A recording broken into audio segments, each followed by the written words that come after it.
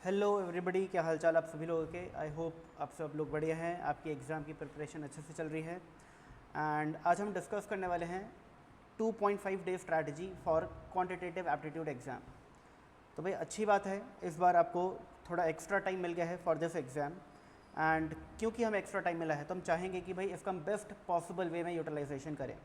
तो आज की वीडियो में मैं यही डिस्कस करना चाहता हूँ कि भाई आप किस तरीके से इन 2.5 डेज़ को अच्छे से यूटिलाइज़ कर सकते हैं। तो बेटा हमारी स्ट्रैटेजी हर बार की तरह सेम ही रहेगी, यानी कि हम लोग कोशिश करेंगे कि हम फर्स्ट डे, यानी कि जिस दिन आप अपना एग्ज़ाम देकर के आए हैं लॉ का, वो आपका फर्स्ट डे हो गया। इस दिन आप कुछ प्रैक्टिकल चैप्टर्स कर लें, क्योंकि प्रैक्टिकल चैप्टर्स एक बार रिवाइज हो जाते हैं। कुछ इंपॉर्टेंट क्वेश्चंस कर लें। मैं ये नहीं बोलूँगा कि आप सारे क्वेश्चंस बैठ करके करें। मैंने आपको क्लास में भी बताया है कि भाई क्लासेस में जो भी आप क्वेश्चंस करते हैं, जो क्वेश्चंस आपसे एक बार में नहीं होते, आपको थोड़े ट्रिकी लगते हैं, उन क्वेश्चंस को आप अलग से मार्क कर लो, स्टार मार्क कर लो। तो इंपॉर्टेंट क्वेश्चंस आपके फर्स्ट रिवीजन में आपको वही इंपॉर्टेंट क्वेश्चंस करने होते हैं, और सेकंड रिवीजन में आप वो इंपॉर्टेंट क्वेश्चंस को करते हैं दोबारा से। एंड फिर उस क्वेश्चन में दोबारा से कुछ क्वेश्चंस ऐसे होते हैं जो अगेन आपको प्रॉब्लम देते हैं, फिर आप उस क्वेश्चन पे एक और बार स्टार मार्क कर लेते हैं। तो आपके पास ये जो 2-3 स्टार मार्क वाले क्वेश्चंस होते हैं, इन क्वेश्चंस को आपको रिवाइज करना होता है आखिरी के टाइम के अंदर।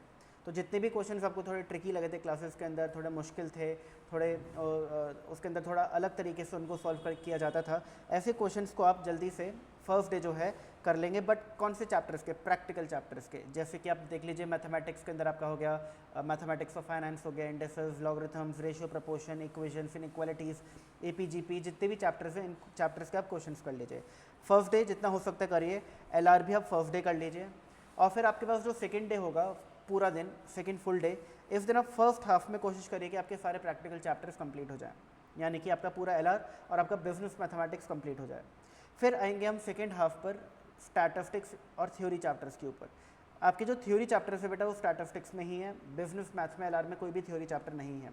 अब थ्योरी चैप्टर क्यों हम बाद में कर रहे हैं? क्योंकि भाई थ्योरी एक ऐसा पार्ट है जो बहुत टाइम तक रिटेन नहीं हो पाता। अगर आप फर्स्ट डे ही उसको रिवाइज कर लेंगे तो आपको हो सकता है कि थर्ड डे आते आते ऐसा फिर फील होने लगे कि यार मैं भूल गया थोड़ा सा, ठीक है ना। तो इसलिए हम कोशिश करेंगे कि जितना भी थ्योरी चैप्टर्स हैं उनको हम सेकेंड डे में सेकेंड हाफ में या फिर थर्ड डे सुबह के वक्त करें। तो हम लोगों ने सेकेंड हाफ में सारे थ्योरी चैप्टर्स कर लेने हैं, और जितने भी क्वेश्चन स्टैटिस्टिक्स के रिलेटेड विद प्रैक्टिकल चैप्टर्स हैं थोड़े थोड़े वो आप कर लो, जैसे कि MCT, MoD, correlation regression, index numbers और आपका प्रोबेबिलिटी, थियोरेटिकल डिस्ट्रीब्यूशन, ये सारे चैप्टर आप कोशिश करो जितने हो सके सेकेंड हाफ में उतना आप कर लीजिए। फिर आपके पास जो बेटा थर्ड डे आएगा, आपके पास सुबह का वक्त होगा, उस वक्त आप कोशिश करिए कि जो कोर थ्योरी चैप्टर्स थे, जैसे कि आपके एसडीडी यानी कि स्टैटिस्टिकल डिस्क्रिप्शन ऑफ डेटा हो गया, सैम्पलिंग हो गया, इन चैप्टर्स को आप करें। कुछ फॉर्मूलाज जो थे खासकर जैसे आपके मैथमेटिक्स ऑफ फाइनेंस के अंदर कुछ फॉर्मूलाज ज़्यादा हैं, और आपके स्टैटिस्टिक्स में जो भी फॉर्मूलाज हैं उन फॉर्मूलाज को, जैसे मैंने आपको एक चार्ट्स दी हैं, 2 चार्ट्स दिए हैं, उन चार्ट्स को, ये सारी चीज़ें रिवाइज कर लीजिए ऑन थर्ड डे।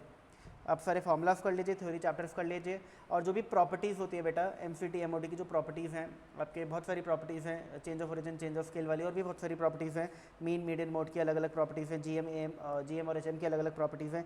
कोशिश करिए कि सभी प्रॉपर्टीज़ वाला पार्ट आप थर्ड डे सुबह सुबह या फिर second half on second day करें।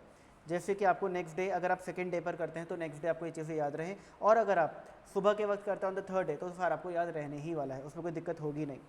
तो इस तरीके से आप अपनी प्लानिंग करिए और सारे इंपॉर्टेंट क्वेश्चंस करिए, जो चीज़ें आप ऑलरेडी अच्छे से कर चुके हो, जिसमें आप 100% कॉन्फिडेंट हो कि भाई ये तो हो जाएगा, आँख बंद करके हो जाएगा, ठीक है ना। कुछ चीज़ों में ऐसा कॉन्फिडेंस आ जाता है, इन चीज़ों को करने की ज़रूरत नहीं है इन 3 दिन के अंदर, ठीक है ना। बहुत सारे क्वेश्चंस होते हैं, बहुत सारे चैप्टर्स होते हैं जो आपको ऐसा लगता होगा कि सर तो बहुत ईजी है, आराम से हो जाएगा, उन चीज़ों पर टाइम वेस्ट करने की ज़रूरत नहीं है। आप अपना टाइम लगाएं on revising formulas, on revising properties and important questions करने के अंदर।